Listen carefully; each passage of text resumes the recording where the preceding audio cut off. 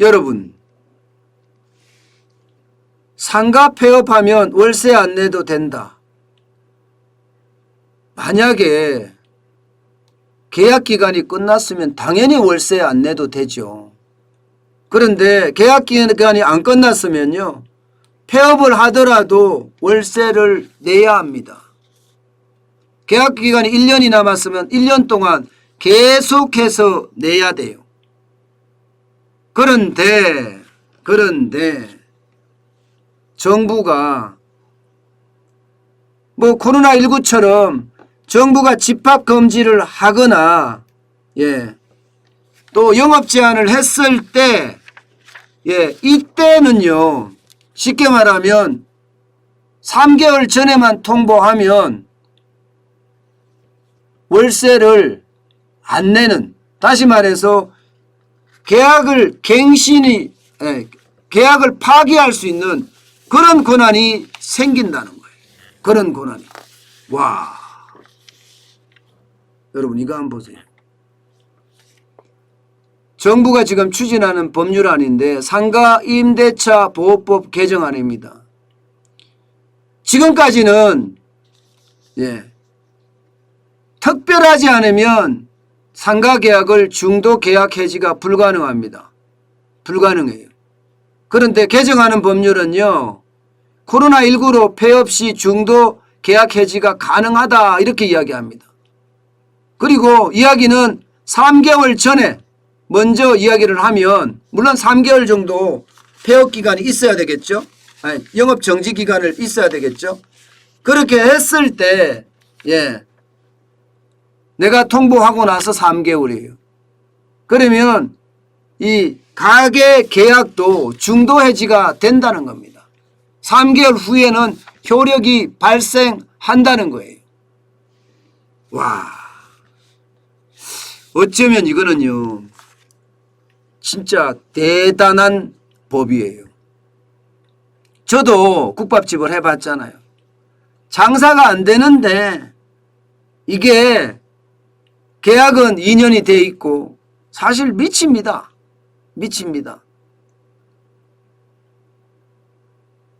문제는 여러분, 이게 이렇게 되잖아요. 이게 이렇게 되면 시장의 부작용은 또 엄청나집니다. 이게 인위적으로 법률로 어떤 특정 세력을 자꾸 이렇게 통제하려고 하면 이게 부작용 만만치 않아요. 폐업하면 3개월 전에만 통보하면 코로나19 때문에 월세 안 내도 된다고요? 자칫 잘못하면 여러분, 이게 제가 국밥집 할 때도 느껴봤지만 빨리 계약 해지했으면 좋겠어요. 그런데 사회적 통념이라는 게 있잖아요. 사회적 통념, 그리고 법률이라는 게 있잖아요. 그 안에서 보면요, 이것은 그래도 어쩔 수 없어, 이렇게 생각할 수밖에 없습니다. 만약에 말입니다, 이게 이제 국회에서 통과가 돼서 실제로 이런 일이 벌어진다 이러면 여러분, 당장 말입니다, 당장 시장에서는 정반대로 나올 거예요. 임대료 폭등할 겁니다. 임대료 인상할 수밖에 없어요. 상가 임대차 보호법 개정안 부작용이 나올 수밖에 없다는 겁니다. 게다가 각종 특약사항도 많이 집어넣을 거예요. 특약사항도. 왜? 집어넣어야지 이게 가능하니까. 제 생각에는 이런 거 같은 경우는요, 오히려 장기적으로 가면 임차인에게 굉장히 불리해질 수도 있습니다. 지금 당장은 편하겠죠. 지금 당장은 편해지겠지만 이게 장기적으로 가보세요. 이게 뭐 3개월 후에 또 계약 해지한다고 통보가 오면 어떡해? 상가 가지고 있는 사람은 어떻게 해요? 난리 나는 거죠. 근데 이게 웃긴 게 여러분, 지금 이것만 딱 보고 있으면 임차인이 엄청나게 불쌍하다. 저도 임차인이었으니까. 저도 국밥집 할 때 임차인이었거든요.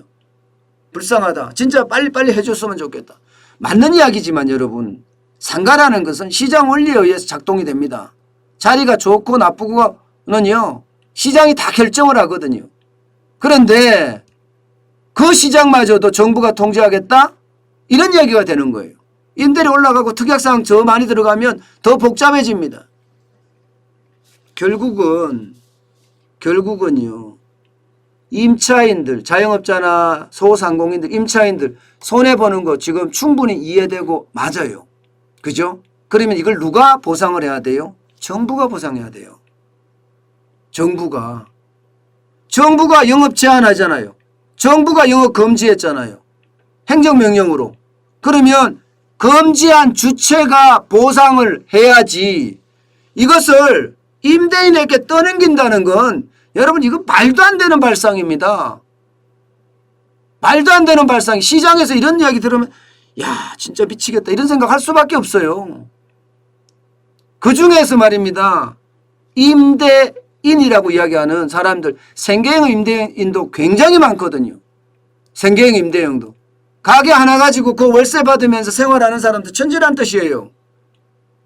예. 그런데 이런 발상을 가지고 입법화한다는 건 여러분 이게 문재인 정부가 정책이라는 게 다 그런데 임기응변식의 어떤 정책이 난무한다.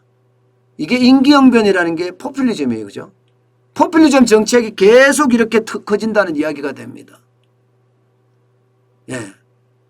여러분 결국 말입니다. 저는 이런 생각이 들어요. 결국 이 자체도 보면 상가 건물의 임대인과 임차인을 갈라치게 하는 것 아니냐 이런 생각 말입니다. 지금 당장은 여러분 지금 당장 우리가 어려워요. 자영업자 소상견 진짜 어려운데 폐업하고 싶어도 폐업 못하는 사람 많아요. 예. 그래서 정부가 입법화해서 폐업을 도와주겠다는 건데 이것은 정부가 예. 사실상 영업 제한, 영업 금지해 놓고 떠넘기는 거라니까요. 그래서 저는 안타깝습니다. 아마 여러분 이게 단순하게 보면 여러분도 그렇게 느끼실 거예요. 예, 여러분도 그렇게 느끼실 거예요. 아니 뭐 이거면 당연히 코로나19가 이렇게 난리인데 상가 가진 사람들 입장에서는 빨리 해지하고 싶은데 해지 못하니까 법으로 정부가 도와주면 좋겠네 이렇게 생각할 수가 있어요.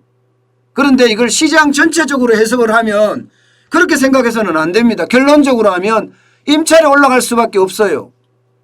임차료 올라갈 수밖에. 그러니까 이게 핵심을 찔러보면 결국은 임차인과 임대인을 갈라치기, 상가 주인과 세입자를 갈라치기 하는 건데 자기네들이 부담해야 될 것은 표값으로 다 뿌리고 정부가 부담해야 될 건 표값으로 뿌리잖아요. 예, 표값으로 다 뿌리고 그러면서 부담은 여기에 대한 부담은 임대인이 져라. 국민이 져라. 결국은 예, 자영업자들이 저렇게 힘들고 어렵게 된 것은 분명하게 집합금지, 예, 인원 제한, 영업금지 이것 때문인데 마치 말입니다. 이렇게 보고 있으면 가게를 가진 주인 때문에 이렇게 됐다. 이렇게 해석할 요지가 많거든요. 그런 건 참 답답해요. 저는요 정책을 가지고 여러분들에게 말씀을 드리는데 그때마다 제가 문재인 정부의 정책을 보면 대부분 임기응변식이고요. 예, 그때를 모면하기 위한 정책이 많아요. 그러다 보니까 시장은 왜곡투성입니다. 왜곡투성이에요. 예, 여러분 중대재해기업처벌법 아시죠? 저는 시장에 중대재해기업처벌법만큼 심각한 타격을 입히는 법률도 없다고 생각합니다. 중대재해기업처벌법은요. 기업에서 근로자가 사망을 하게 되면 그게 회사가 잘못했다 이렇게 판단이 되잖아요. 그러면 어떻게 되느냐. 무조건 CEO는 사장은 1년 이상 감옥살이를 해야 돼요. 이게 형기 자체가 하한으로 규정한 게 아니고요. 상한으로 규정했어요. 아니, 상한으로 규정한 게 아니고요. 하한으로 규정했습니다.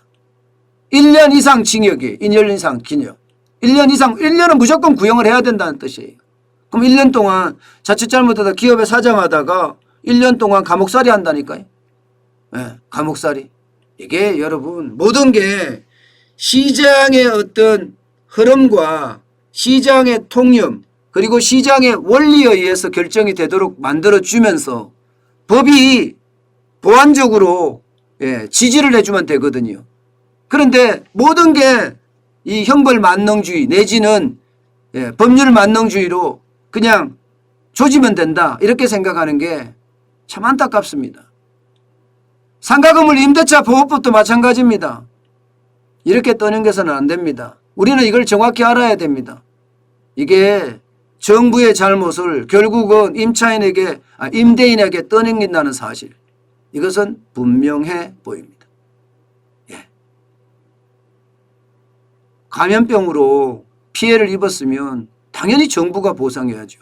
그의 책임을 마치 가게 주인한테 있는 것처럼 이렇게 법률안을 바꾸면 되겠습니까? 그러면 생계형 임대입자는 가게 하는 사람들, 그런 분들은 더 어려워지지 않을까요? 참 답답합니다. 네, 우리 보라트님 슈퍼챗 감사합니다. 슈퍼챗 감사합니다. 좋은 하루 되세요 하면서 슈퍼챗 주셨습니다. 네, 오늘 제가 준비한 거는 여기까지예요. 저는 여러분 경제를 현실에서 제가 분석하잖아요.